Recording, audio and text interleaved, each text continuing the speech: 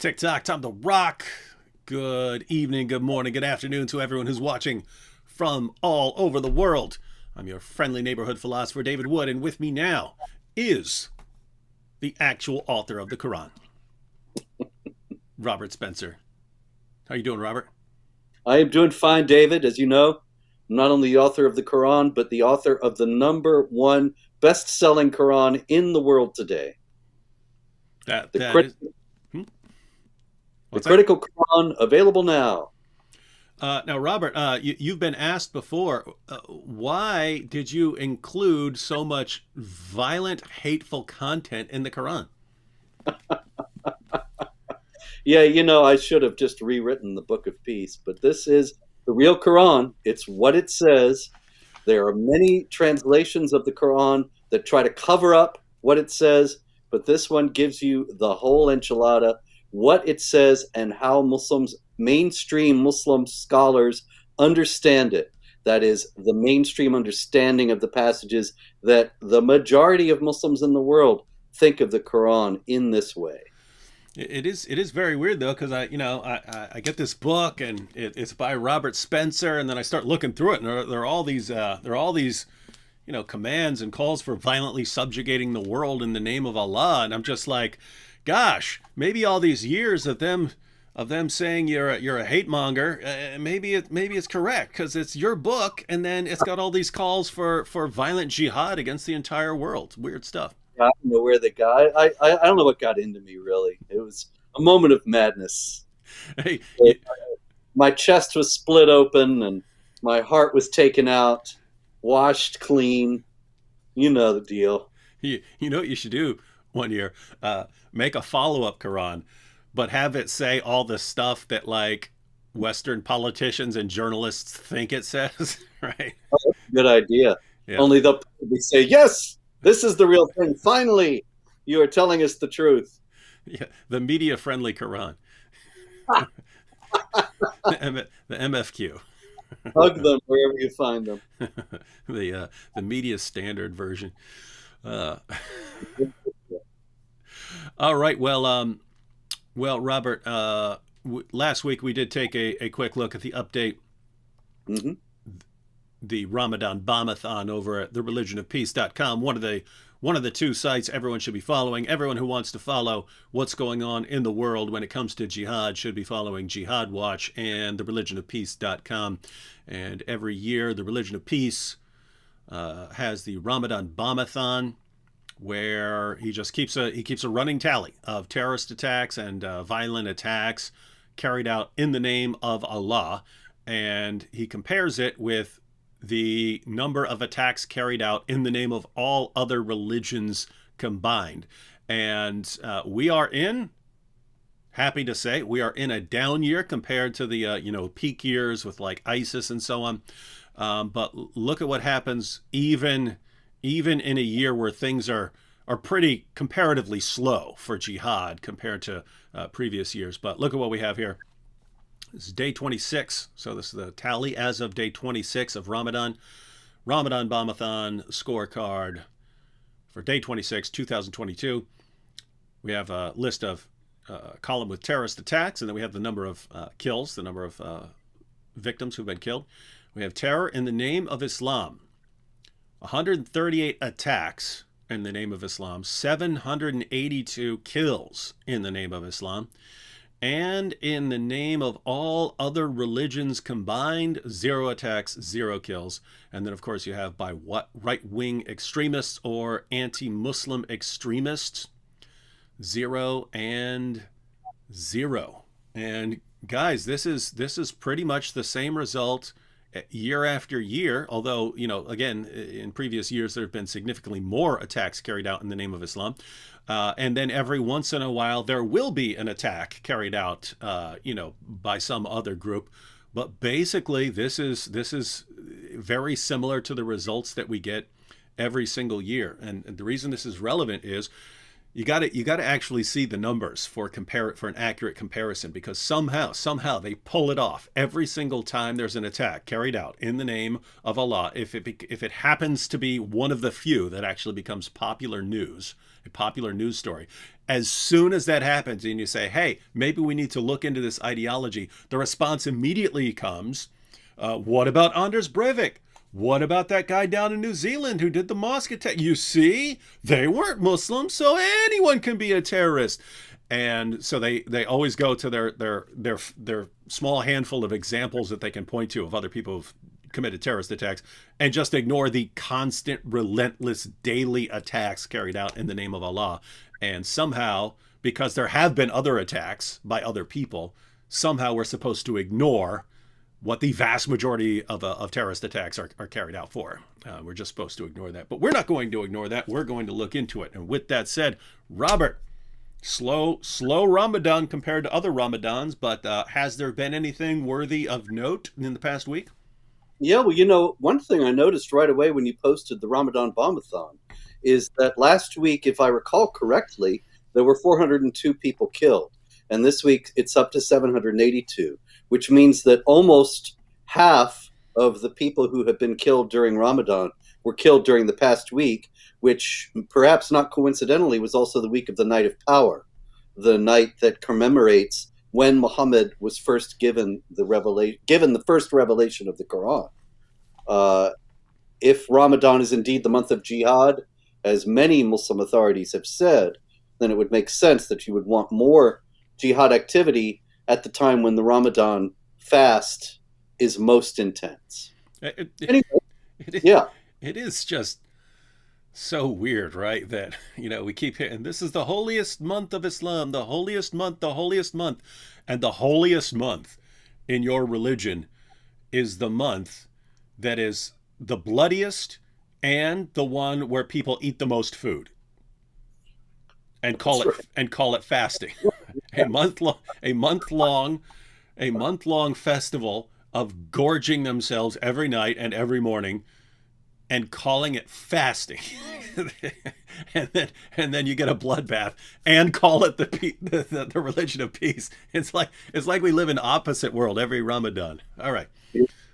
So actually, I do have an opposite world dumb infidel story to start off with. Nice. And it comes from Baluchistan in Pakistan, which is a province that wants to break away from Pakistan.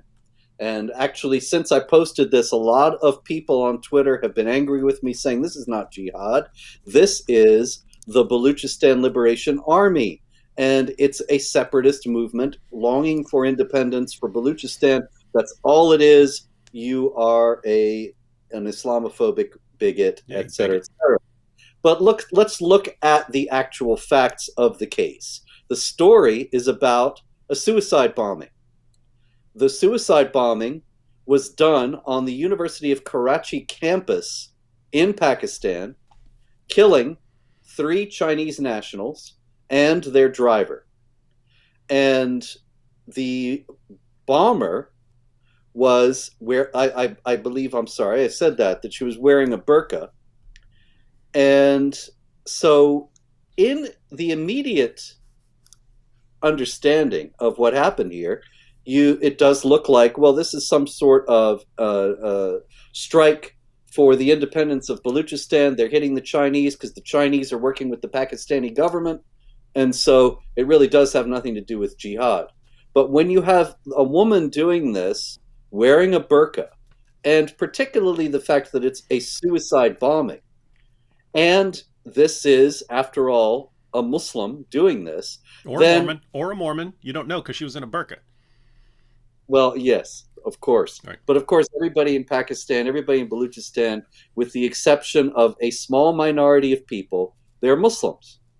And you're talking about people with the context of Quran chapter 9, verse 111, which promises paradise to those who kill and are killed. And so even if this is not, strictly speaking, a jihad struggle, that is not that the Baluchistan Liberation Army is not trying to establish Islamic law. Nonetheless, the technique used very clearly comes from within the theological and cultural context created by Islam. But what's interesting about this, beyond that, is that even the U.S. government seems to think this has something to do with Islam, and thus hastened to whitewash the image of Islam in the wake of it. And the U.S. consulate in Karachi issued a statement saying this cowardly act stands in direct contrast to the peaceful spirit of Ramadan. And so there we are. It stands in contrast to the peaceful spirit of Ramadan. Obviously, I would bet you $1,000 right now, David, that there is nary a single official in that U.S. consulate in Ramadan who has read the Quran, who knows anything, even the first foggiest idea about Islamic doctrine, does not know the theological justification for suicide bombing that is contained in Surah 9, and does not know that Ramadan, being the month in which Muslims redouble their efforts to please Allah, because jihad is pleasing to Allah, is also the month of jihad. And so we get this is contrary to the spirit of Ramadan. Even though they don't know anything about Ramadan or Islam, they don't hesitate to tell Muslims and the rest of the world what Ramadan is really all about. Because, of course, it's just like we see all the time.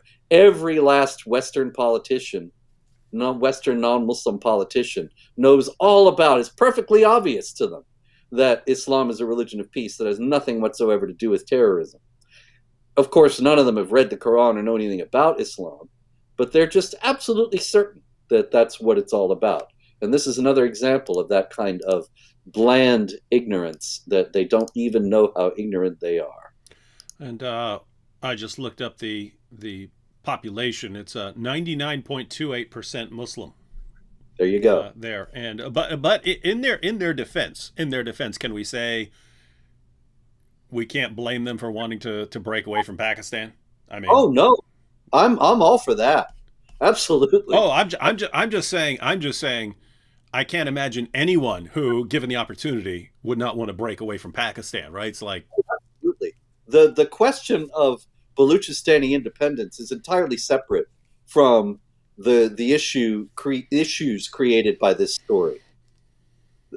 Whether even if she is a suicide bomber working from the context of Islam, which I believe she is, that doesn't negate the fact that it's a very good idea to break away from the government of Pakistan. So we would say good idea breaking away from the government of Pakistan, but don't go around sending women into in burqas doing suicide bombings and adopting the same methods of the people you would want to get away from in Pakistan.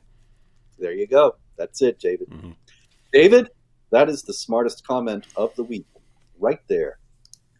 Okay, we have another interesting story about dumb infidels and willful ignorance.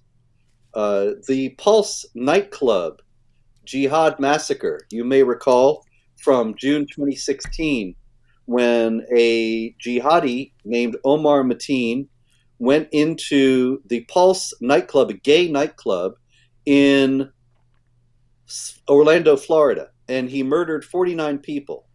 And as he was doing this, he actually called 911 several times and had these protracted discussions with 911 operators in which he discussed his motives. Now, all that being said, what happened was this young man, 20 years old, did donuts on a gay rainbow mural that's painted on the road in Orlando, Florida, or actually it's in South Florida somewhere. And he left big black marks on the gay rainbow mural on the road.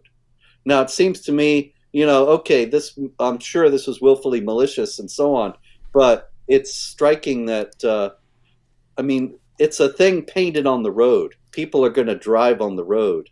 Roads usually get all kinds of stuff on them, but anyway, I guess they're just going to keep cleaning this thing and repainting it.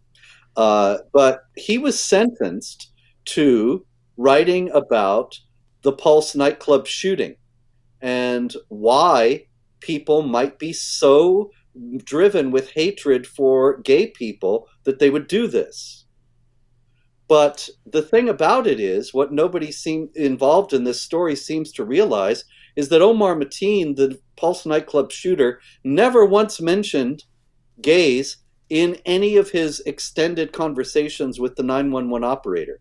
And yet he did explain at some considerable length that he was carrying out this shooting, he said, just like the Boston Marathon bombers, and just like another jihadi, where the name is not in the transcript, and that he was doing it because he thinks that the U.S. was killing innocent Muslims in Syria, Iraq, and Afghanistan, and he was doing it for revenge.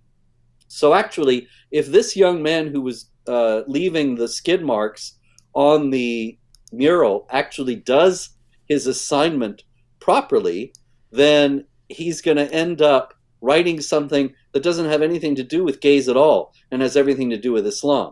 But because the judge doesn't know this, because, of course, the media doesn't report properly on these issues, the judge thinks he's going to come back with a story about how terribly anti-gay the shooter was. And he might well if he reads media reports. But if he reads what the shooter actually said himself, he'll get a very different picture, and it'll be all about Islam. And I guarantee you the judge will not be happy to get that. Did you say that someone was sentenced to a writing assignment? Yeah. Yeah, that's right.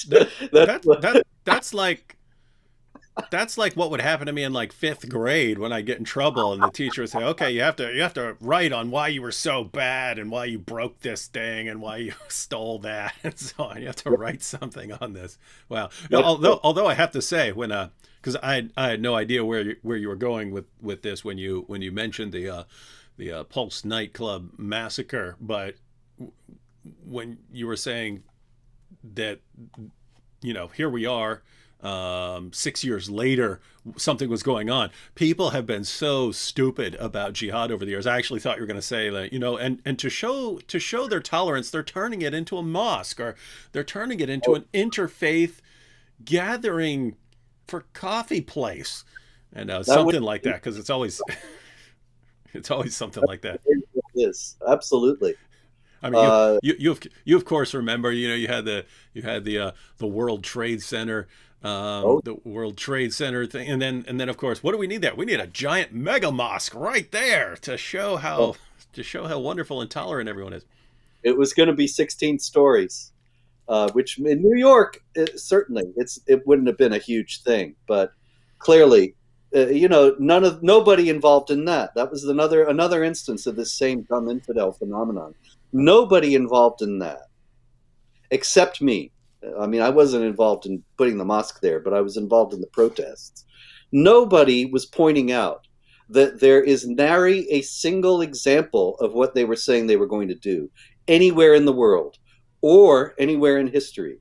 What they were saying was, we're going to put this mosque here as a sign of peace and reconciliation, where there was this terrorist attack twisting and hijacking our religion.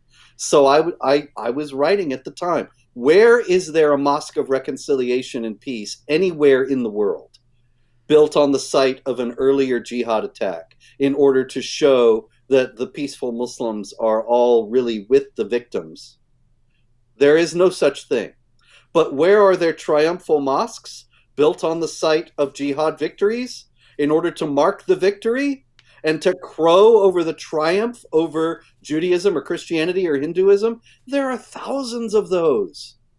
The Temple Mount has two of them right there where the Jewish temple was. Al-Aqsa Mosque and the Dome of the Rock.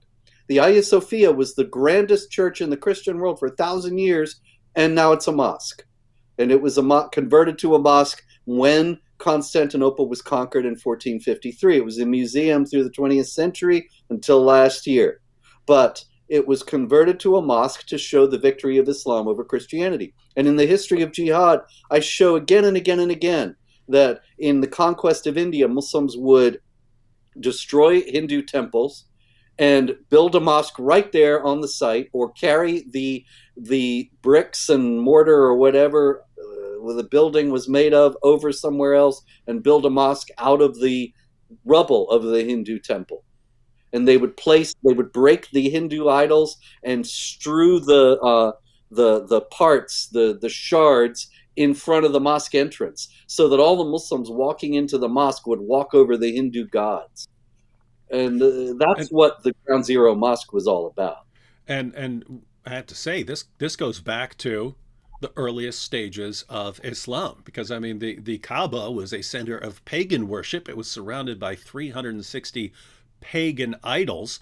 Muhammad takes that, sort of baptizes it into his religion, and then, according to Islam's most trusted hadiths, he goes around stabbing and smashing with a stick the 360 idols around the Kaaba. And it's just amazing. The moment I criticize Islam in any way is, why are you doing this? Don't you believe in religious tolerance? It's like, hey, if that's your standard, your prophet's got to go, man. Indeed. Okay, I got to talk about this guy. He's my new favorite imam. He is in Gaza. He's an Islamic scholar. Abd al-Hamid Dabbous.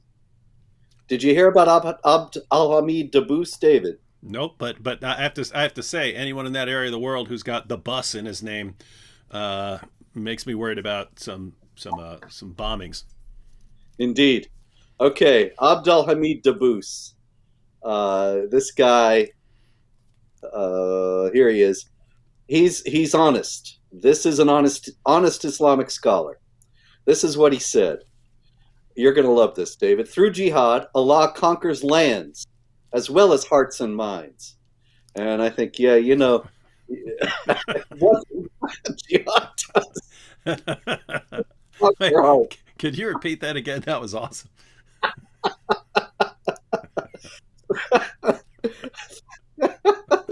Through jihad, Allah conquers lands as well as hearts and minds. It's the hearts that gets me. Oh, it's like Sophia bint Huyai. Her heart was conquered, right? Yeah. Muhammad comes to Khaybar. He murders her husband. He murders her father. He rapes her right there on the battlefield. That's winning hearts right there. Yeah, here you go. Here you go. Islam melts hearts and faces. That's it, man. Wow. That's it. Oh, these are good. These are good taglines, though. I mean, that's a. Yes, you're right. All right. There's more, though. He's not done. Jihad is. He'll be here all evening. Jihad is the means by which the Muslims, first of all, defend their lands, their lives, their honor, and their religion. And in addition, it is a means to spread this religion, because the bottom line is that Allah sent down this religion so that it would spread throughout the world until all the people become Muslims. I've had so many Muslims deny this.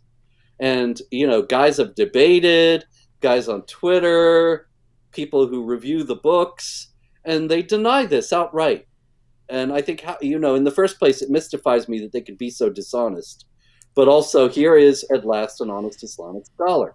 But then he goes on to say, and I just said he was honest. I don't know. You be the judge, David. We do not want to kill or terrorize people. But you leave us no choice.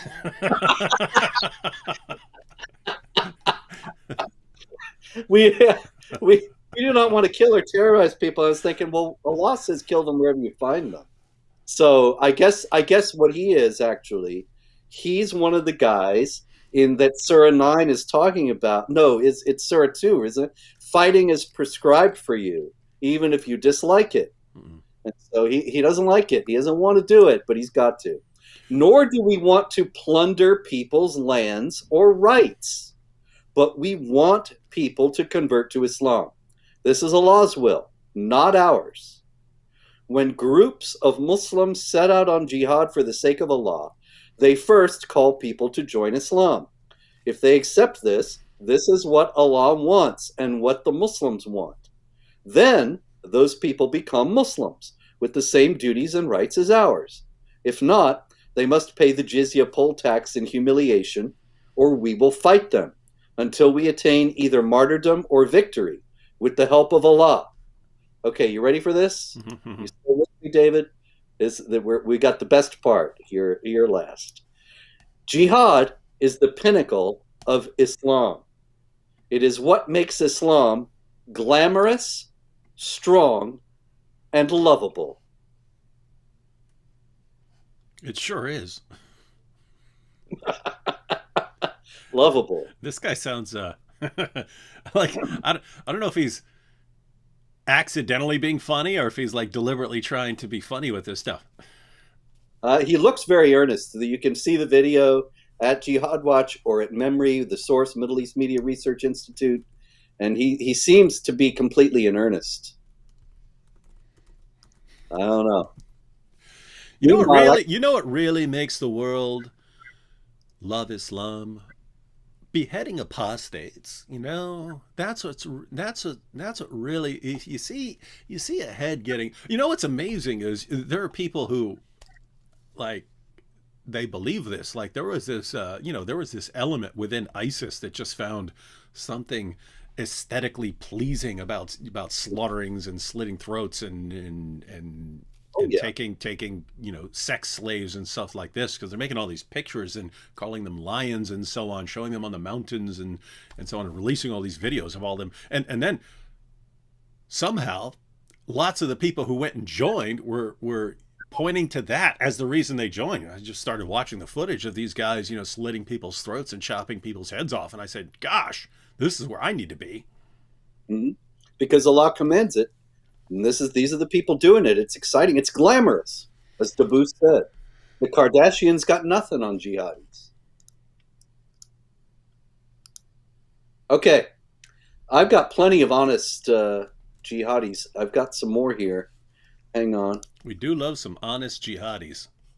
Yes, here we go. These are unnamed, unfortunately, but there's been quite a lot of unrest, of course, recently surrounding the Al Aqsa Mosque on the Temple Mount, and the mosque, as we discussed last week, has been the site where various stones and other weapons have been gathered to throw at Israelis. And the Israelis went in to clear out some of the jihadis, and then they've been charged with storming the mosque, desecrating, defiling the mosque, and so on. But anyway, on official Palestinian Authority TV, this is not just some outlier, an imam, unnamed, led a prayer. And you can see all these crowds of people in the video praying along with this imam. And he prays, "Allah, delight us with the extermination of the Jews, of the evil Jews, excuse me." And he also called for the extermination of their hypocritical supporters who have evil in their hearts. And now this, of course, is all based on the Quran saying that the Jews are the worst enemies of the Muslims, chapter 5, verse 82. The Quran's many passages criticizing the Jews, blaming the Jews for various things. So this guy is calling for them all to be killed. And it's worth noting that when he prays that Allah will bring about the extermination of the evil Jews, a lot of people think, well, that's really, really bad. But he's just hoping that God will smite them from heaven. And that's not really a big deal because Allah is not there to be listening and doing it. And that's fine. However, remember that chapter 9, verse 14 of the Quran says, "Fight them and Allah will punish them through you, by your hands." Mm-hmm. And so if they're the executors of the wrath of Allah, then a call for the extermination of the Jews is going to end up with some Muslims believing that they ought to begin working on exterminating Jews. Yeah, and I have to say again, it's I haven't heard the vast majority of things you bring up in this weekly show, but if this were a Christian, calling for this sort of thing against Muslims, we would not only be hearing about it right now, we would be hearing about it 10 years from now. Whenever there's a call for violence in the name of Islam, would be, what about that pastor? What about that pastor who said that about Muslims all those years ago? And yet it's just no one seems to care. No one seems to care when it's coming out of Islam. It's like people have set their expectations so low that nothing is surprising anymore. Yeah, and they just ignore it, you know. I mean, I see it actually all the time on Twitter. People saying, people posting links from Jihad Watch, and then invariably some Muslim comes in and says, "Oh, your source is Spencer." Ha ha ha ha ha, and that's it. And they think that they can just act as if the source is unreliable, and that's the end of the story. And unfortunately, even though I am scrupulously accurate, this is something that is done to pretty much everyone who talks about these issues, that they're just smeared as being unreliable, and then the story itself is dismissed. Well, that's not going to work anymore, because you'll report a story, and then someone will share the link to your story, and then someone will come in and respond, "Ha ha ha! That's Robert Spencer. How can you trust that?" And you say, "What? How can we trust the author of the Quran?" Yes, now the game has changed. Yeah, now they can't deny anything you say because they'd be denying the author of the Quran, and then they wouldn't be Muslims anymore. Busted. Okay, let's go to Italy. In Italy, very interesting thing. Sharif and Nabil Azer, two Coptic Christian brothers, and they were walking along in Italy, I'm trying to find the city, Turin, walking along in Turin. And of course, this was last week, so they were walking along during Ramadan in Turin. And they were Coptic Christians, they're wearing crosses, and they were smoking. And a group of Muslims came up to them. One of them stopped and was actually drinking water, walking along in the street. And a group of Muslims came up shouting at them, "Ramadan, haram."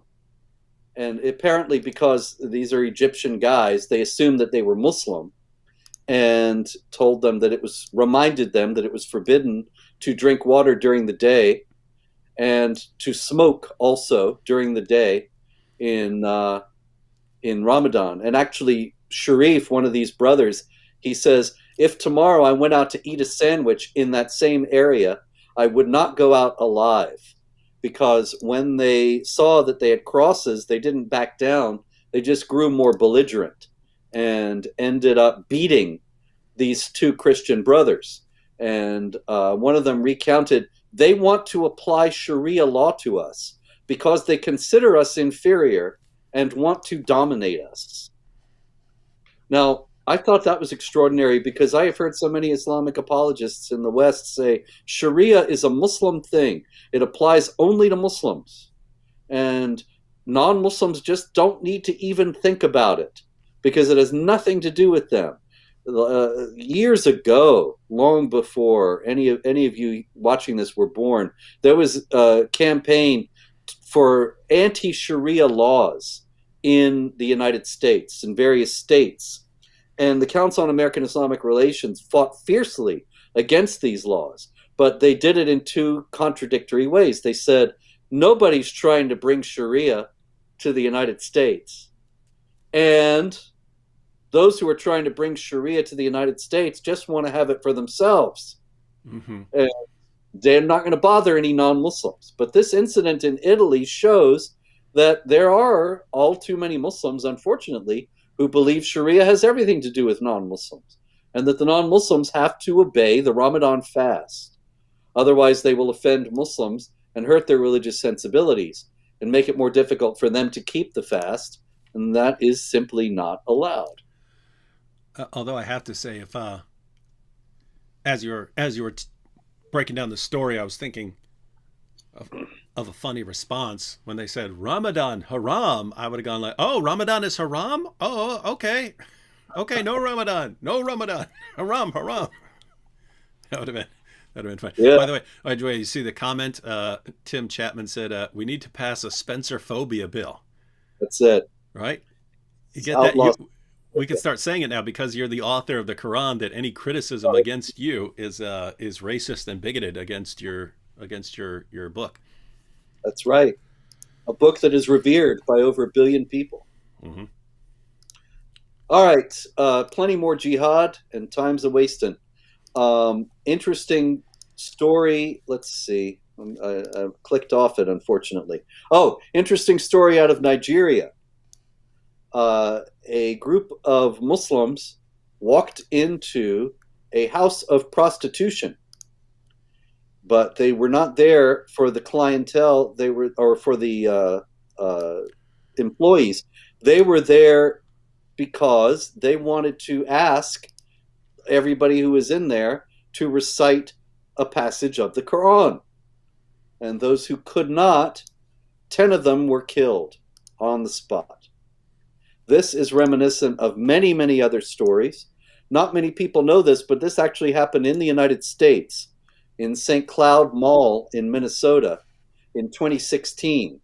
There was a Muslim there, I believe his name was Dahir Adan, and he went around asking people in the St. Cloud Mall if they were Muslim or Christian. And then he would stab the people who said they were Christian and let any who said they were Muslim, and of course there were quite a few, because that's a very heavily Muslim area, and he let them go. This also happened many other cases. I've got a big list of them at Jihad Watch. Last January in Nigeria, Fulani jihadis stopped this man and started beating him. Then they stopped and said, "Hey, are you Muslim or Christian?" And he said he was Christian. They beat him even harder. In Burkina Faso last November, Muslims asked villagers if they were Christian or Muslim, then murdered the Christians.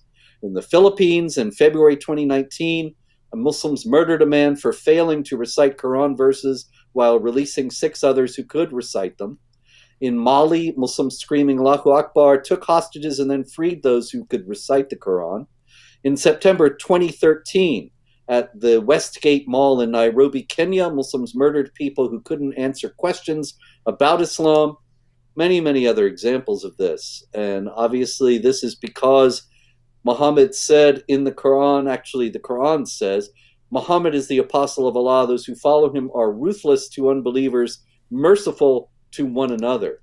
And so this incident in this brothel in Nigeria, as well as these other incidents and many others I could detail, is an example of that ruthlessness to the unbelievers, but mercy to the Muslims. And I remember way back when stories were coming out about the mall massacre in Kenya, that as the jihadis are going around, like, other people are like, they're basically trying to memorize an Islamic prayer. People are passing it around. They're like, say this, say this. As soon as they memorize this real quick, so that they could claim to be Muslims. As for the brothel, though, there would have been an easier. Well, I can't say it was easier, but if they wanted to know who the Muslims were in the brothel, they could just walk in and say, "All right, who here had the woman agree to temporary marriage?" Exactly. And it's then true. the women would have gone, "Oh, he had me agree to temporary marriage," and they would have said, "Oh, okay, well, you're good to go then, because we know that's how you hire a prostitute in Islam. You get her to marry you for an hour, and they'd be safe." There you go.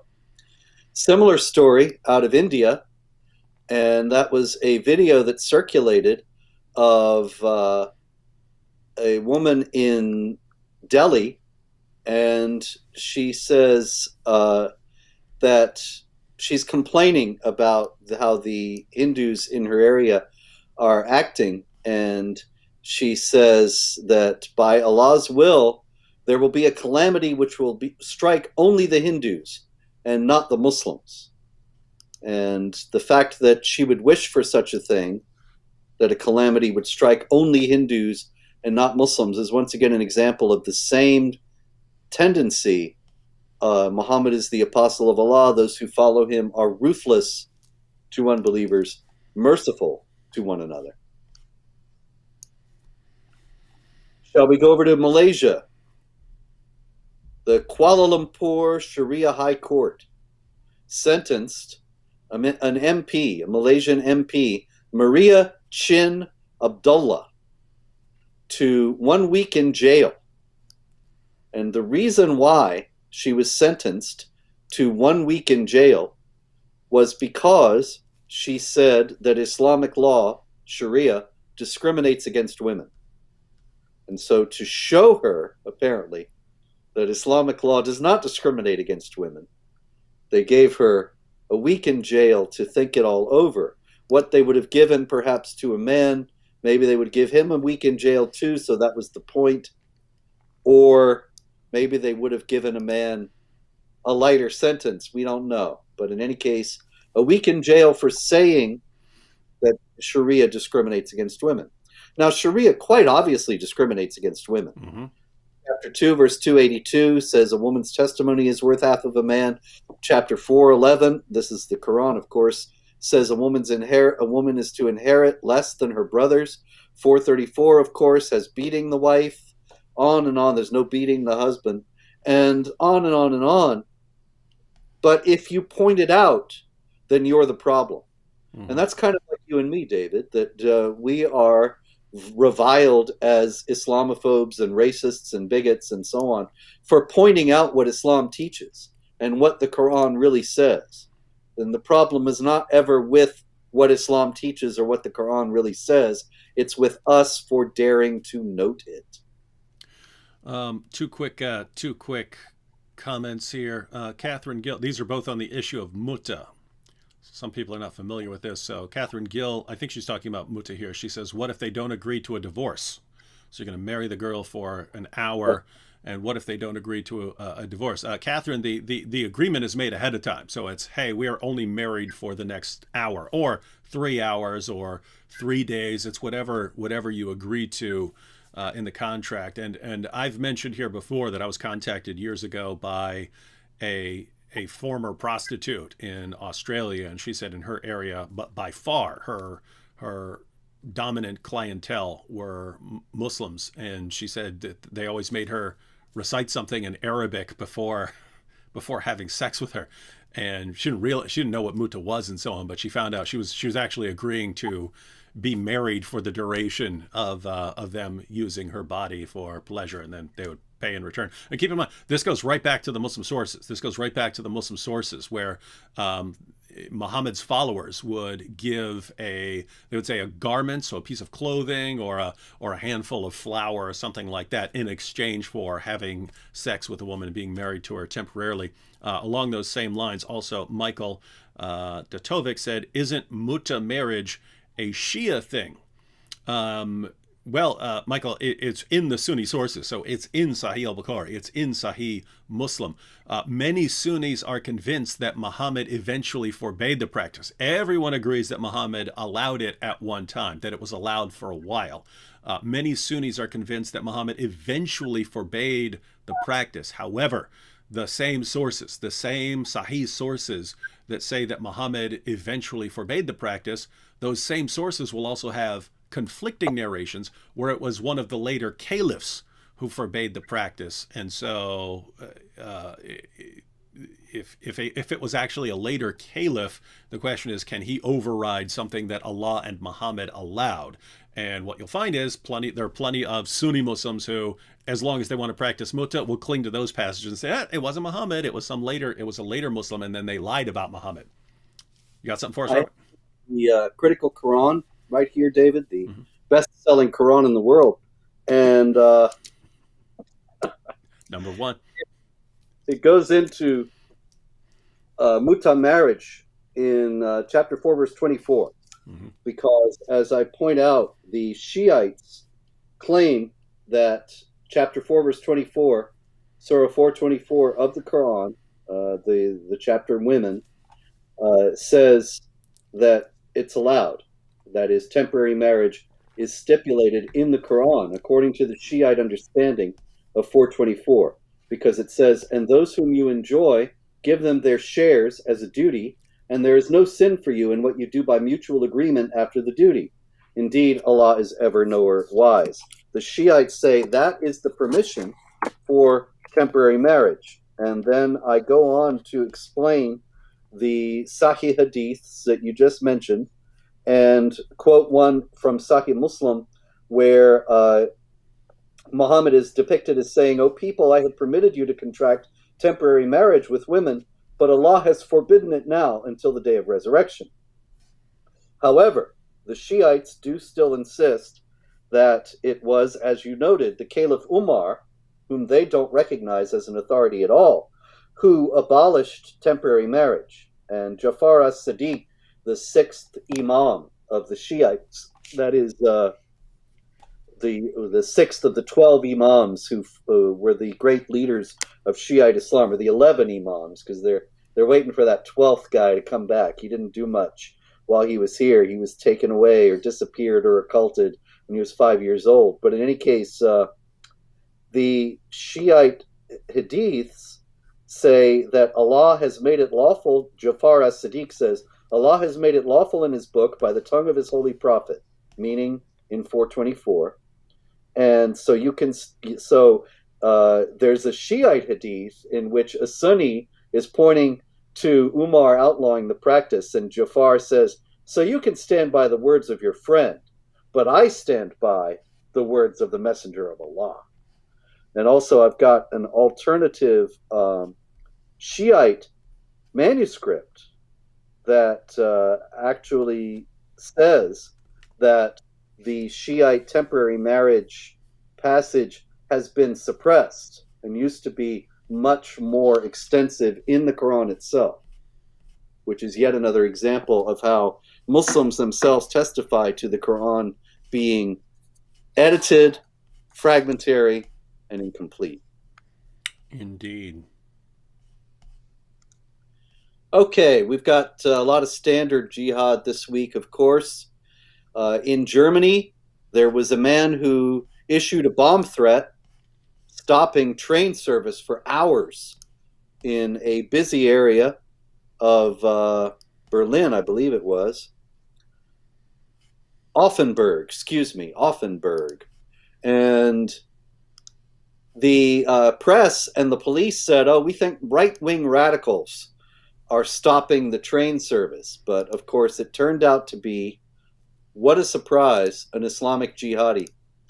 If you had the coffee ready,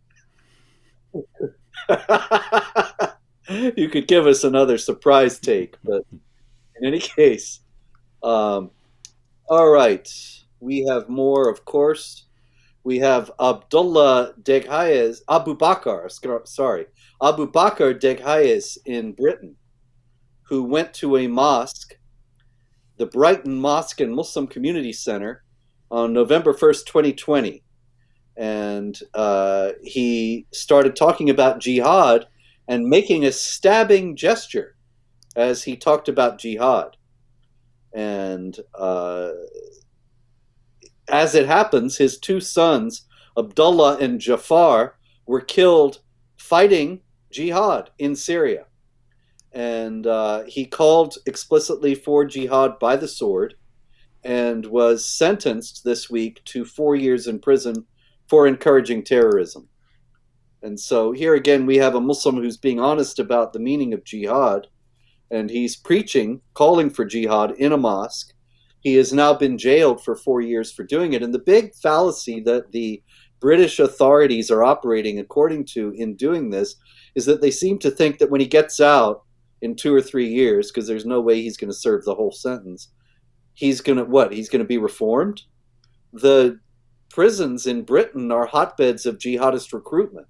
If anything, he's going to come out more of a hardened jihadi than he was going in, because there's absolutely no effort made in British prisons or in any other prisons anywhere else to disabuse jihadis of their jihadist ideas.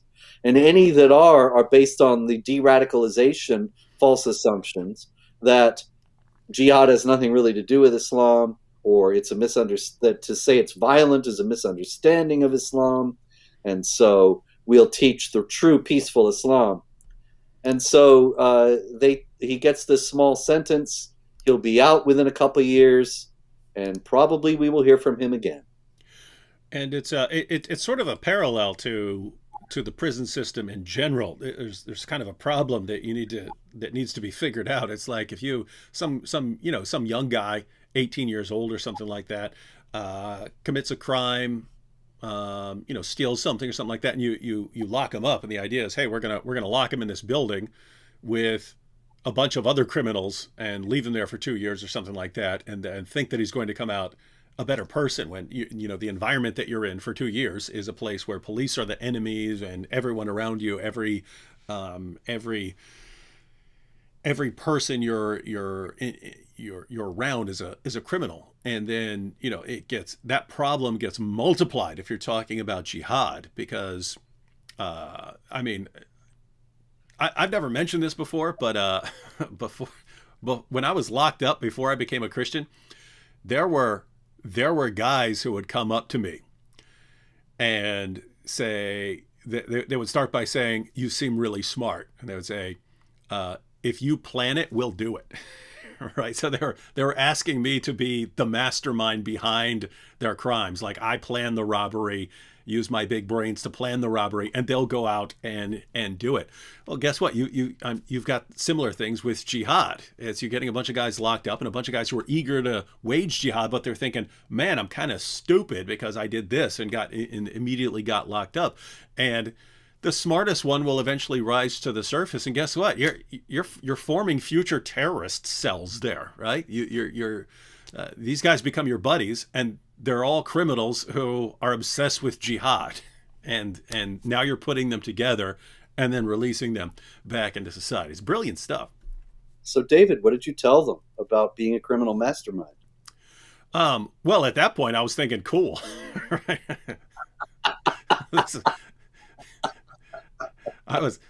I was yeah, this is early on. This was like the first year and stuff like that. And I was thinking, man, I'm going to have me an army by the time I get out of here.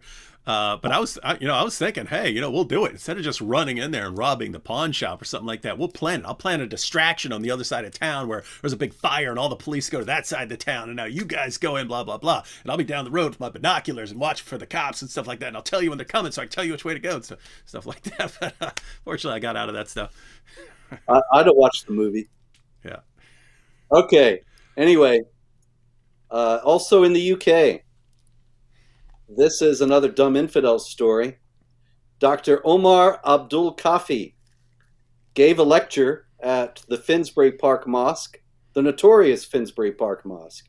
And it's interesting that it was there because I'll tell you, the Finsbury Park Mosque was the mosque where Abu Hamza, the famous jihad leader who had one eye and his two hooks for his hands because he'd blown himself up in a bomb making accident, and he's in prison now for trying to open up a jihad training camp in Oregon.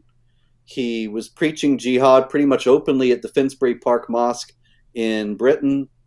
In 2009, I went to that mosque. I was in England, walked all around London, went to the mosques. I mean, what else does an American tourist do in London but go to the mosques? And went to many mosques, including the Finsbury Park Mosque. And at the Finsbury Park Mosque, this guy did a lot of dawah, tried to convert me to Islam, gave me a lot of books, including a very helpful translation of the Quran with notes by Maududi. And I asked him I said, didn't you guys have some trouble here a few years back? And he said, oh, yes, but those people are all gone, and now we're all moderate now. But apparently not, because Omar Abdul Kafi, although of course that was some years ago too now, he has preached, quoting the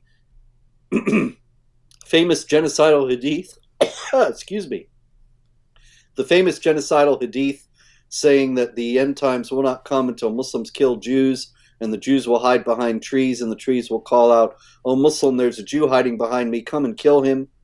He referred to the 9/11 attacks as a comedy film, and he is not a British national.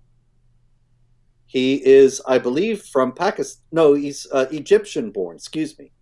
And he applied to come to Britain to preach at the Finsbury Park Mosque, and they let him in. Now, I ask you, what's wrong with this picture? Nothing. Well, I'll tell you, as you know, I myself have not been back to Britain since 2009 because in 2013 I was planning to go and got a letter from the UK Home Office saying I was barred from entering the country because I had said Islam has a doctrine of warfare against unbelievers. And so here is a guy who also believes that Islam has a doctrine of warfare against unbelievers, but he likes it. He's in favor of it. And so he gets in. Apparently, the British authorities do not have a problem with you if you think Islam has a doctrine of warfare against unbelievers.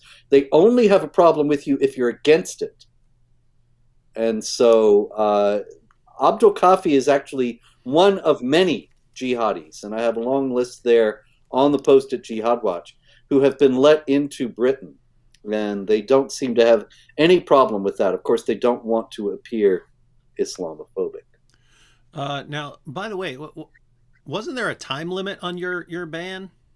Yes, it was 3 to 5 years, but I know it's still in force, and I know it's still in force because of the good people at American Airlines. Mm-hmm.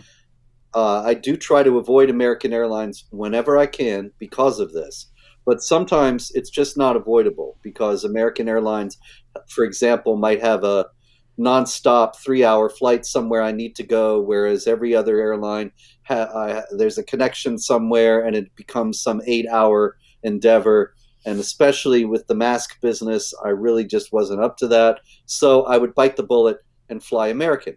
Now, what's the problem with flying American? American is linked to, in some way, British Airways. If they're not the same corporation, they're partners of some kind. And so British Airways, at the behest of the British government, has made it so that I am treated as a terrorist whenever I want to fly American Airlines, even though I have no intention of flying to Britain.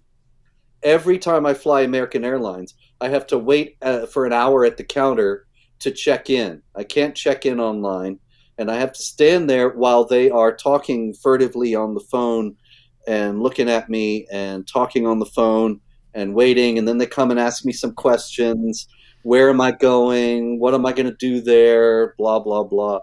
And it's all because they want to make sure, somebody actually told me this at one point, an American Airlines official, that I'm not going to change my ticket somehow and end up in London. And it's because I'm such a terrible person, of course, and am barred from Britain. And by the way, that wasn't all this just because you wanted to lay some flowers on the grave of Lee Rigby or something like this, a guy who was slaughtered by jihadis in the name of Allah and practically beheaded?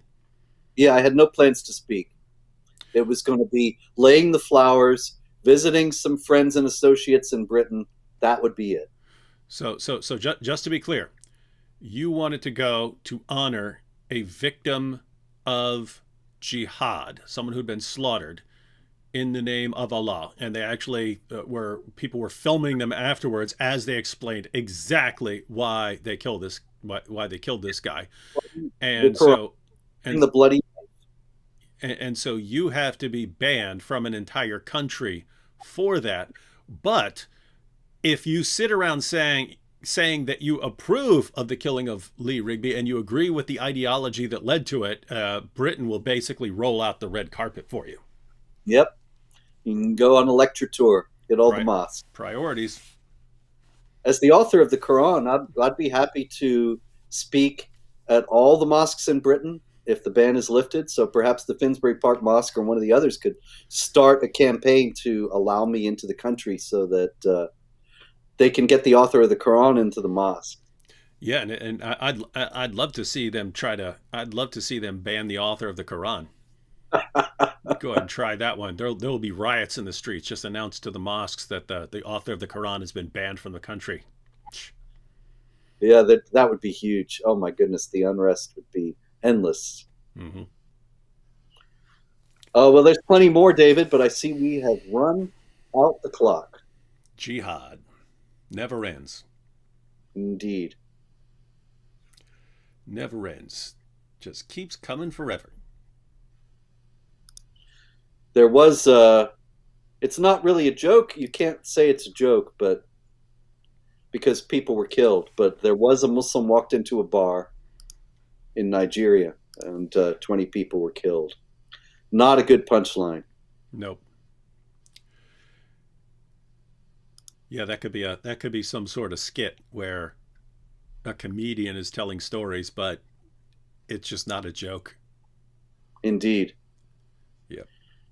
And we can end with another Muslim scholar, actually, Ali as-Salabi, who is from Libya, and he said Ramadan is the month of conquests that changed the course of Islam and advanced it tremendously. And he has a long lecture actually pointing out how many of Islam's great victories took place during Ramadan, the month of Jihad.